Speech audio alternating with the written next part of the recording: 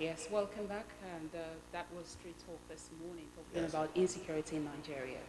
a very, very strong one. Listen, I had several conversations right here in the studio as regards that. What really can we do differently to change security?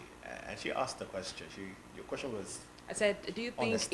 if we create more jobs and give employment to the people, will it really, really help to reduce insecurity in Nigeria? I give the affirmative. I thought it was a yes answer. I think that Nigeria's first problem now is that we do not have social security. Okay. Yes, it affects both those who are working and those who are out of jobs. If there are more jobs, people naturally would be engaged and vices would be reduced. And then I asked, are people willing to work hard?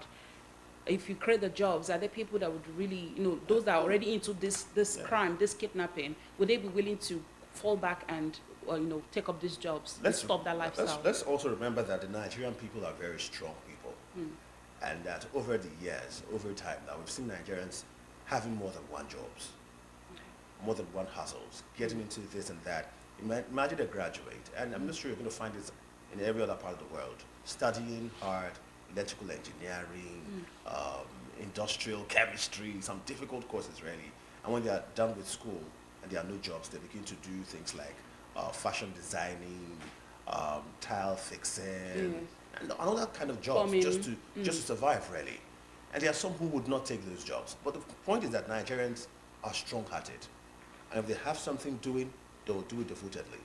Even those who are working have two jobs. Okay. So first we need to have jobs, and those jobs need to pay properly. So unemployment and underemployment are two key problems. First, you have them employed, but how much are you paying them? Some people I get argue it. that the salaries of the average civil servant is fraudulent to the current realities of Nigeria. Yeah. Because if you give a level 8 officer over 60,000 naira, give an individual, a married man or a young person, a single person who lives alone, that money in Nigeria, it will be exhausted in a week time. True. But somehow, many civil servants have other jobs that they do struggling. However, Many do not. the government there's a rule, there's a clause there. If you are caught by the EFCC with so much money in your account, you'll be held culpable if the monies were not gotten via farming. Because farming is the only legitimate business that civil servants can have. So you see that somehow Nigerians still find a way to survive and persist despite a tough economy. Okay. What we need first, we need to have social security. Abroad, they were crying in the US, defund the police, take those monies and put on the streets. Let people have jobs to do. Let them earn monies from those jobs. One of the most peaceful places I've ever seen was either Lekki or Victoria Island. And my memory is not serving me very right now. I'm so sorry about that. Okay. But I observed that there was a mosque and a church in a particular place. It was a stone throw, literally a stone throw, the mosque and the church. In that posh area Okay. of Lagos, there was peace in that area. There has been peace. There's never been a case of war, fighting, rancor, argument, fracas. Nothing has ever happened You around think there. because the people living there are all They are comfortable. they're comfortable? They're comfortable. They have their own monies. They have their own lives to live. So when a poor man thinks, it's saying that if you have nothing to lose, you might indulge in fights and criminalities. If you have something to lose, you'll be calm a little bit and you'll be engaged. Your mindset will be engaged. So the first thing Nigerian government should focus on is the welfare of Nigerians, really. True. Education, the welfare of Nigerians. If Nigerians have money, if your brother, even if you don't have money, and your older brother is doing very well, you'll be very careful about indulging in criminality because you have hope that somehow the Nigerian family system that always cares for the sibling would always get to you. Yeah, That's how I it works, completely really. agree with you. And while we call on the government to actually look for ways to, curb insecurity, we as citizens, we have a role to play as well. True. We need to have, would I say, community intelligence now. You need to know your neighbors. You need to know what, you need to be careful. You need to be at alert. If you see strange movements, learn to speak up. And do not wait because it's not happening to you or it's not happening to your family members, then you just turn a blind eye to it. No, learn to speak up and please avoid large gatherings. If you don't have anything important to do there, avoid large gatherings. And when you go out, make sure that the people that you move with, you know them and they will put you into trouble. So be safe out there as citizens. And stop using your phones too much, you phony people. That's what What I was do you saying. Stop using your phones too much. We have incidents, we have problems going on security-wise, Okay. accidents, incidents, and the first port of call is to bring out your phone, not even make a call to holler at Oh. the ambulance or the police, but to take a video, to take a snapshot, to be the first to break the news when you're not even a verified journalist. And then you escalate the information, create sensitization of information, and you put more tension that's totally unnecessary. Matter of fact, sometimes you allow the crime to happen so you can just have a shot of the crime. Yes. Nigerians are becoming very nasty. Youths are becoming very nasty about that. And it's high time we stopped it. True. It's high time when such a thing happened, if you're even going to use your phone, Call let it be for help. deliberately for evidence or for help. Yes, call for help. Call for help. Yes. If you've called for help, then you want to start filming to get evidence. Maybe You call the police. You do If it's a something. fire incident, you call the fire department. Just call for help instead of just taking pictures and it's not as if you're taking pictures to send to security agencies No. when they come. You're just taking pictures because you just want to post them on your social media handles and be the first to break the news. It's It sad. doesn't make any sense anyway. You just have to be very careful. And when there are stories like this, you notice what we did right here. Even when we had a story about Oyo State, the Bolija area of Ibadan, really. Yes. We heard about that explosive blast. We are not talking about the numbers. We're not telling that we are certain about these numbers because we are not certain. Yes. When things like this happen, they are bound to be inflated numbers or deflated numbers, really. Yes. What we owe ourselves to do is to be very calm and be sure that what we are saying is the truth. If you cannot verify that information, keep your mouth shut. If you have Exactly. information and you're getting wrong information True. from the government, I think challenge that's the what government spreads properly. fast. That's Yes. what spreads fast in the Disinformation. country. Second-hand information. I call it second-hand information. What I said, Francis picks it up and go out there to spread it to someone. That's how it keeps going. No verification. You don't even take your time to read newspapers or read publications or watch your TV, listen to the news. You don't take your time to do that. You just keep passing informations. Please, you need to stop it. Like Francis has said, do not speak about something that you have not verified. Very important. Yeah, Please. and when those videos keep circulating, know that some of these videos are not even the actual videos sometimes. People just bring up videos to get more views from other incidences that might have happened. So be very careful. Notwithstanding, the government needs to sit up. Yes. They need to sit up really. One of the police- respondents said something. He said that the government promised, they keep making that promise, especially during campaigns, the promise to secure the lives and property of Nigerians. And now that they've gotten into power, they have to keep that promise. They have to keep that promise indeed. We now go and check out the papers this morning and see those stories that are making the headlines this morning. We have several papers. We have Daily Trust, the Vanguard, the Punch, This Day newspaper, and other newspaper, Daily Sun. Let's check out the papers and see what's making the headlines. We'll start this morning with the Daily Trust newspaper this morning. And the big story right here on the Daily Trust newspaper says, NSA's office commits 32 billion naira to new buildings. The writer says its misplacement of priorities, this is coming from CSOs and experts. At the top strip, residents feared dead, buildings destroyed as explosion rocks Ibadan. Supreme Court reserves judgment in Nasarawa Kebbi governorship disputes. And those are two major stories at the top strip of the Daily Trust newspaper. At the down strip, and the final story here at the front page of the Daily Trust newspaper this morning, says insecurity. Bandits abduct 17 in Niger. There are 3 riders here. Tinubu summons service chiefs, FD6 front help. IGP deploys DIGs in Abuja. Finally, security agents have gone to sleep. This coming from Senator Kinigbe. Those are the major stories rocking the front page of the Daily Trust newspaper this morning. Next is the Punch newspaper. On the Punch newspaper this morning, we have just 5 headlines. The major one says, abduction epidemic. Anti-kidnapping protest holds in Abuja today as 10 suspects arrested. I think this is a welcome development. Yes. 10 suspects have been arrested. You can find details of that story on page 2 of the Punch newspaper. And the writer says, Tinubu vows crackdown on kidnappers. Agents of darkness, abductors kill hotel barman. On page 20 of the Punch newspaper, federal government saves 8 trillion naira from subsidy removal, FX reform, says Tinubu panel. Still on page 20, refinery, Dangote investors gain 1.2 trillion naira. Still on page 20, naira plunges to 1,300 naira to a dollar at parallel market. This is not good news. And then lastly, many feared dead as massive explosion rocks Ibadan. Get out of page 29 of the Punch newspaper.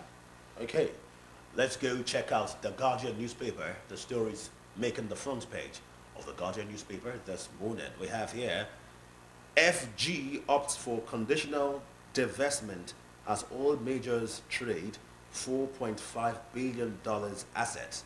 Gathered on page 6 of the Guardian newspaper. Also on the Guardian newspaper, just underneath the big story right here on the Guardian, we have FG's order on border closure still in force, says Customs. State police restructuring, security agencies panacea to kidnappings, others. Political class, security chiefs promise action on killings, abduction epidemic. We still have more stories right here on the Guardian newspaper. It says, Wike summons emergency security meeting over kidnapping. We thought it was high time. And then at the editorial, we have to check absconding teachers and salvage education sector. It's also high time for that. And the further speak, the one that we've been talking about all morning. Governor calls for calm as casualties, damaged buildings, trail Ibadan explosion. I'll take two more stories on the front page of the Guardian newspaper. Endless hurdles for Free Trade Zone Act 32 years after. And finally, U.S. courts to repatriate over 5 billion naira stolen assets to Nigeria. That's on page 3 of the Guardian newspaper. We'll move on to our next paper this morning.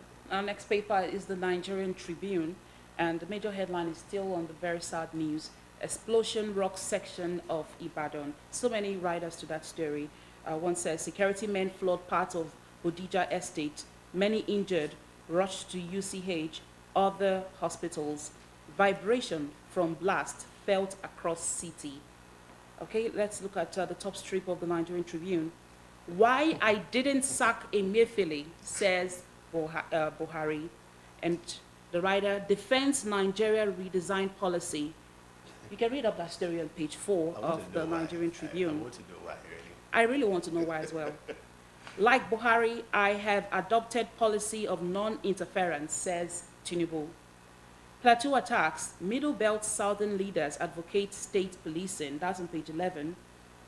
On page 13, APC adopts direct primaries for Edo Guba poll. The writer, Edo APC chairman resigns. On page 12, Ombugadu tells Supreme Court to declare him winner of Nasarawa governorship election. And lastly, fiscal federalism, restructuring important for good governance, says Makinde. Writer, as Tinubu, Shetima, governors, others extol Akande's mentorship, leadership virtues. That is on page 11 of the Nigerian Tribune. We move to the Daily Independent newspaper this morning. And the headline here says, NCAA to review minimum 6 aircraft for intending airlines. The writer says stakeholders advise regulator on how to stimulate aviation growth. At the top strip of the Daily Independent newspaper, we kept records expecting to be held accountable. This coming from Buhari. The writer is here, and it says under his watch, nothing was done under secrecy. Okay, we'd like to see more details on the Daily Independent newspaper for our former president, Buhari. Also at the top strip, Shell to sell its Nigeria onshore oil gas business for $1.3 billion. I don't know if to be happy or sad about this one. It looks like business going wrong there. And still right here on the Daily Independent newspaper, we have IGP asks DIG to coordinate upskill security strategies nationwide. That's on page 7. On page 29, Afeni Ferry identifies state police restructuring as panacea to insecurity. On page 7, Wike summons emergency meeting over worsening insecurity in FCT. Also on page 7, fiscal federalism restructuring important for good governance. This coming from Makinde. On page 6, 2024 Gilbert poll. APC and those stakeholders agree on direct primaries, rule out zoning. And finally, just underneath the photo speak of the Daily Independent newspaper, I'll stamp out vestiges of Boko Haram kidnappers, others. This is coming from Tinubu. The writer says Buhari assumed office at very difficult period. And then final writer says, we will continue to work from where it stopped. These are the stories rocking the front page of the Daily Independent newspaper this morning. Now let's look at the Vanguard newspaper. On the Vanguard newspaper this morning, major headline, Tinubu, Wike rise against insecurity, vow renewed action. I'll skip the writers, but you can get details on page 5 of the Vanguard newspaper. At the top strip, divestment, Shell reaches deal to sell onshore of oil feeds for $2.4 billion, and that is on page 19. NNPC should have privatized refineries before rehabilitation, says Atiku, and that's on page 2. 83 illegal refineries uncovered in 1 week. That's on page 9. I prepared myself for probe, says former President Buhari. That's on page 2. Okay. President is on the news this morning.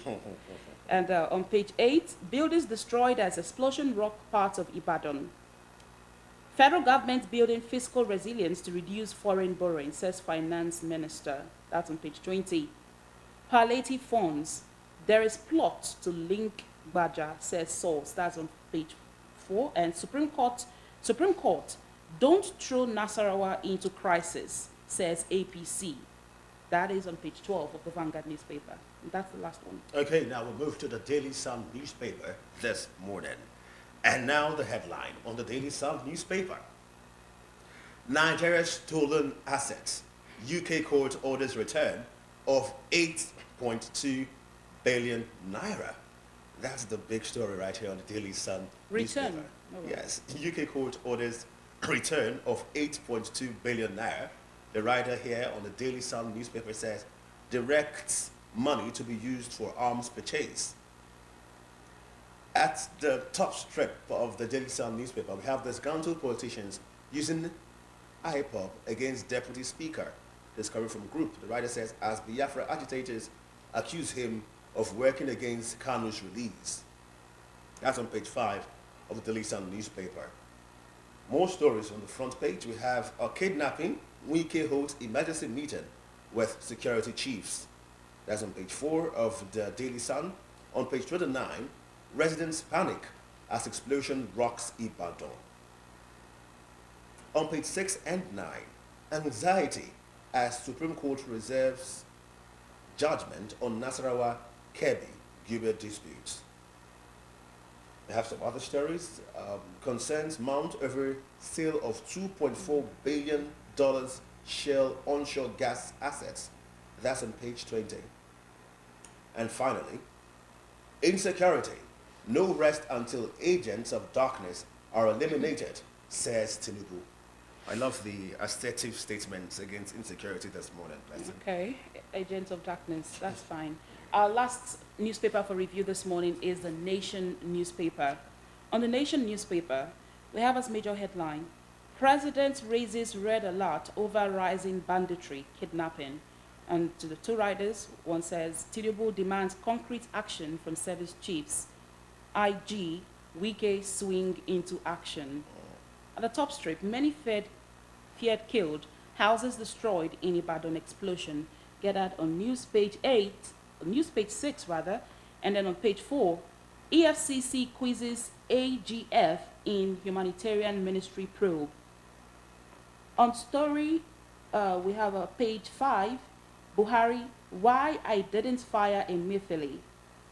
And then the writer says, claim on cabal existence, bloody nonsense. APC primary 2023 polls, transparent. The last headline, declare me Nasarawa governor, PDP candidate on Bugaju tells Supreme Court. That's all right. Let's get back to the studio and have a conversation or two as regards to the stories that we are these headlines we have reeled out this morning and share our thoughts. Although some of the headlines are catchy enough and could even be misleading, but then we know that some of them are really pointing to the fact that the Nigerian government is saying they will really now clamp down on vices or insecurity in Nigeria. And the agent of darkness. Agent of darkness. Well, it's very pertinent that they made statements like this, and service chiefs are summoned, and people see that the government is trying to make a move, the reassurance that the government is working towards ensuring that Nigeria is a peaceful country. It's quite soothing for me this morning. It's not soothing for It's me. soothing for me this morning. It's soothing for you. But I don't eventually, think- I don't think- eventually, blessing, Yeah.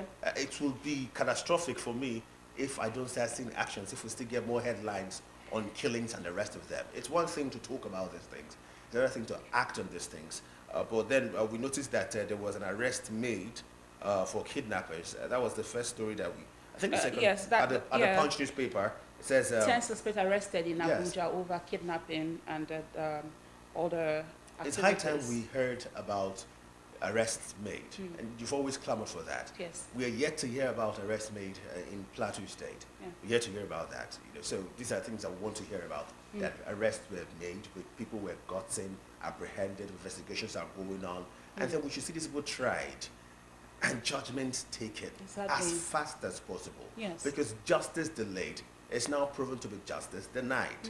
I've seen an instance of someone who had a case just rocking the court, rocking from the first, from the High Court to the Appeal Court to the Supreme Court, and years were just moving by. That the man did not even know the day that the judgment was to be given. That's how much, when you delay justice, you deny justice. We need to see speedy justice, really, Indeed. in Nigerian system. For people who have lost loved ones to kidnapping, to terrorist attacks or bandits attacks in different parts of the country, these headlines, I don't think these headlines are going to be soothing No, for them not really. at all, because we've had the government come out severally to say, the government come out severally to say we're going to work, we're going to actually come out this time around to curb insecurity, but it's time for them to do something about it. Here is a visual of Wike holding an emergency meeting over insecurity in Abuja. I remember the I headline. think we should listen to that Yeah, video. Let's we should. hear Wike himself say what he's saying, because it's not about the Fubara, it's about security now. Let's hear it. Okay, no, I think we'll hear that one later on. Yeah, But the headline on the Punch Yes. says anti-kidnapping protest holds today in Abuja over insecurity. it should hold a protest. It should, yeah. I saw somebody accusing Wike that you keep on talking about Rivers State, and the state you are handling as the minister is moving in a stateless situation. It's going into anarchy. Kidnappings and crimes have just been all over Abuja. True.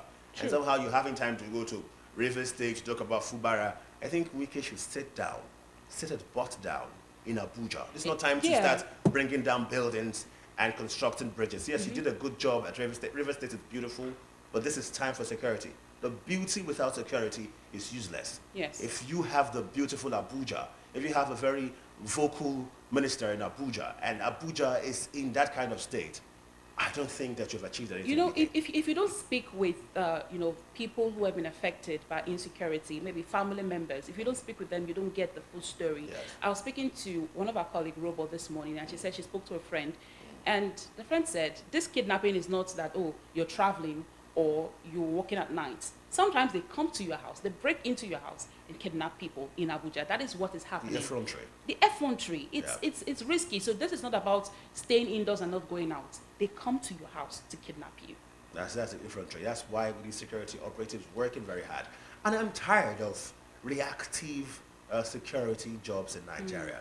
I want proactive jobs. It's Yes. high time we talked about proactive jobs. It's high time intelligence are made. We need to have people in the intelligence begin to apprehend people who are culpable before they even start doing the crime. The police, You're getting yeah. information and you're picking people Exactly. to avoid those kind of crimes from happening. Yes. Really. The That's same, step the towards. same intelligence the police spoke about, the same intelligence that gave the police the information that the no grease slogan will cause crisis in Nigeria. We want to see that intelligence Yeah. come up with, findings Something and strong enough. like you said, not, don't react when it has happened already. Try to stop it From before happening. it happens. Yes, it's very important and instructive that happens, because True. we cannot be having medicine after death all the time.